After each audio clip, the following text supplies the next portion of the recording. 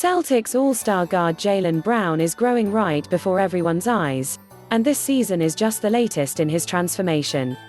Brown put up 40 points, his third career 40-point game, all this season, on an efficient 17 for 20 shooting performance, boosting the Celtics to a 121-113 win over the Lakers on Thursday at Staples Center.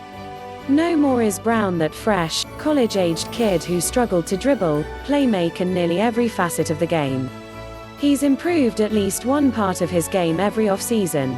The scoring has followed close by, averaging 24.6 points per game this year.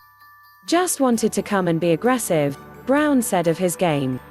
Celtics-Lakers matchup is a matchup that kids dream about. They know who's on the floor. Regardless of who was on the court, I'm excited to play.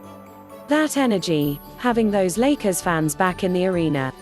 We just wanted to come out and get a win. It was another night where the Celtics handed off who led the way. While fellow All-Star Jayson Tatum had a quiet night at 14 points, that's because the standards are so high for the young stars. It was Brown's turn to be the best player on the court, and he was crucial in the win as he finished a staggering plus 36 in his 32 minutes played.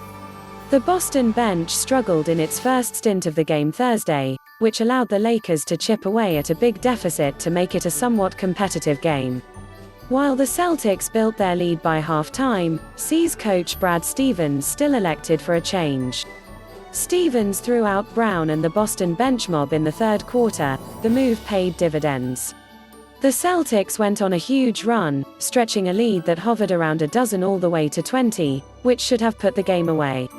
Of course, Boston's third-string players almost blew a lead, which forced the Celtics starters back in. Stevens emptied his bench with about 9 minutes in the fourth quarter for a reason, and yet, the benchwarmers still couldn't keep up despite a mammoth lead.